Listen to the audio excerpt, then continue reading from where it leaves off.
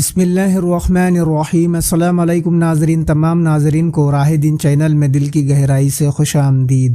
ناظرین، ہمارے دعاؤں اور بار بار کوششوں کے باوجود اگر کوئی ظالم بادشاہ ہم پر مسلط ہوتا ہے تو یہ ہماری بدعمالیوں کی سزا ہے۔ بار بار ظالم بادشاہ ہم پر مسلط ہونا یہ اللہ کی ناراضگی کا سبب ہے۔ ناظرین، میں کتاب پڑھ رہا تھا، اس کتاب میں میں نے دیکھا کہ جو باتیں لکھی گئی ہے وہ آج کی ہماری زندگی کے اوپر فٹ ہوتی ہے، اور اس کتاب میں ایسی ایسی باتیں لکھی ہے کہ ہمارے روح کو جھنجھوڑ کر رکھ دے۔ ناظرین، اس کتاب کا نام میں نے ڈسکرپشن میں دے رکھا ہے، ضرور چیک کریے۔ اور ہاں، اگر آپ کو یہ ویڈیو پسند آئے تو اپنے دوستوں کے ساتھ، اپنے رشتہ داروں کے ساتھ ضرور شیئر کریے۔ تو چلیے ناظرین، شروع کرتے ہیں۔ مصیبتوں میں صبر کیا جائے۔ اگر انسان کو کوئی مصیبت اور آزمائش پیش آ جائے تو اس پر ضروری ہے کہ صبر و رضا کے ساتھ اسے سہے۔ اگر ایسا کرے گا تو بے شک اس کو بڑا اجر حاصل ہوگا اور وہ یقینی طور پر سفل اور کامیاب ہوگا۔ جو آدمی اپنے معاملوں میں اللہ پر بھروسہ اور اعتماد رکھتا ہے اور اسی کو دل کے خلوص کے ساتھ اپنا حاصل سمجھتا ہے تو اللہ تعالیٰ ضرور اس کی مشکلوں کو آسان کر دیتا ہے اور اس کی مصیبتوں کو نجات اور کامیابی کے ساتھ بدل دیتا ہے۔ جس کا معاملہ حق کے ساتھ عشق تک پہنچ جاتا ہے اس کے لیے باطل کی بڑی سے بڑی طاقت بھی ہیچ اور بے وجود ہو کر رہ جاتی ہے۔ ہار کی پیما بہول موجود بست گندش آج بند ہر معبود ہست۔ اللہ کی مدد، اگر کوئی اللہ کا بندہ حق کی مدد اور حمایت کے لیے سرفروش کھڑا ہو جاتا ہے تو اللہ دشمنوں اور باطل پرستوں ہی میں سے اس کا مددگار پیدا کر دیتا ہے۔ ایمانی لذت کے اثرات، اگر ایک بار بھی کوئی ایمانی لذت کا لطف اٹھا لے اور سچے دل سے اسے مان لے تو یہ نشہ اس کو ایسا مست بنا دیتا ہے کہ اس کی جان کے ہر ریشے سے وہی حق کی آواز نکلنے لگتی ہے۔ صبر کا پھل ہمیشہ میٹھا ہوتا ہے، بھلے ہی اس کے پھل حاصل ہونے کی کتنی ہی کڑواہٹیں سہنی پڑے، مگر جب بھی وہ پھل لگے گا میٹھا ہی لگے گا۔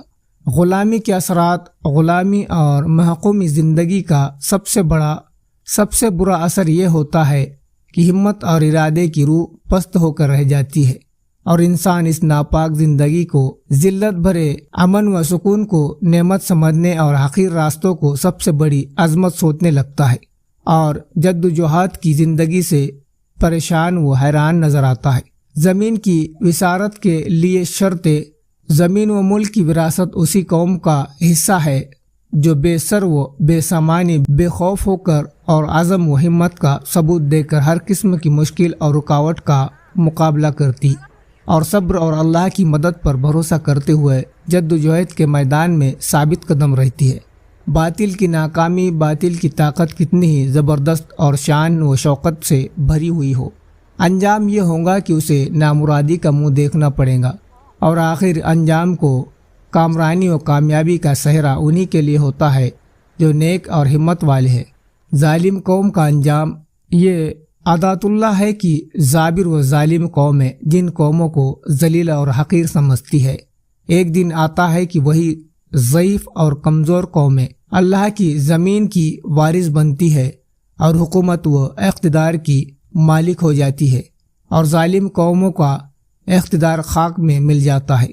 طاقت کا خمار اور اس کا انجام، طاقت، حکومت اور دولت اور شہرت میں ڈوبی جماعتوں کا ہمیشہ سے یہ شعار رہا ہے کہ سب سے پہلے وہی حق کی دعوت کے مقابلے میں سامنے آ کھڑی ہوتی ہے، مگر قوموں کی تاریخ یہ بھی بتاتی ہے کہ ہمیشہ حق کے مقابلے میں ان کو ناکامی، ہار اور نامرادی کا منہ دیکھنا پڑتا ہے۔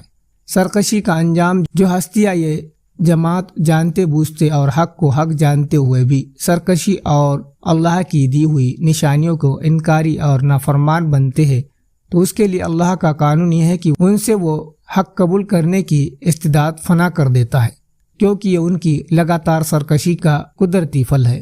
یہ بہت بڑی گمراہی ہے۔ انسان کو جب حق کی بدولت کامیابی حاصل ہو جائے تو اللہ کے شکر کی جگہ حق کے مخالفوں کی طرف غفلت و سرکشی میں مبتلا ہو جائے۔ دین میں استقامت جماؤ، کوئی حق کو قبول کرے یا نہ کرے، حق کی دعوت دینے والے کا فرض ہے کہ حق کی نصیحت کرنے سے باز نہ رہے۔ کسی قوم پر جابر و ظالم حکمران کا مسلط ہونا اس حکمران کی اللہ کے نزدیک مقبول ہونے اور سربلند و سرفراز ہونے کی دلیل نہیں، بلکہ وہ اللہ کا ایک عذاب ہے جو محکوم قوم کی بدعمالیوں کی بدلے کی شکل میں ظاہر ہوتا ہے، مگر محکوم قوم کی ذہنیت پر جابر طاقت و اس قدر غلبہ چھا جاتا ہے، وہ اپنے پریشانیوں کو ظالم حکومت پر اللہ کی رحمت سمجھنے لگتی ہے۔ اللہ کی بادشاہت جب کوئی قوم یا کوئی جماعت بد کرداری اور سرکشی میں مبتلا ہوتی ہے تو اللہ کا قانون یہ ہے کہ اس کو فوراً ہی پکڑ میں نہیں لیا جاتا، بلکہ تدریج کے ساتھ مہلت ملتی رہتی ہے کہ اب باز آ جائے، اب سمجھ جائے اور اصلاح حال کر لے۔ لیکن جب وہ اصلاح پر تیار نہیں ہوتی اور ان کی سرکشی اور بدعمالی ایک خاص حد تک پہنچ جاتی ہے تو پھر اللہ کی پکڑ و پنجہ ان کو پکڑ لیتا ہے اور وہ بے یار و مددگار فنا کے گھاٹ اتر جاتے ہیں۔ ناظرین، مجھے دیجیے اجازت، ملتے ایک دوسرے ویڈیو میں۔ السلام علیکم، اللہ حافظ۔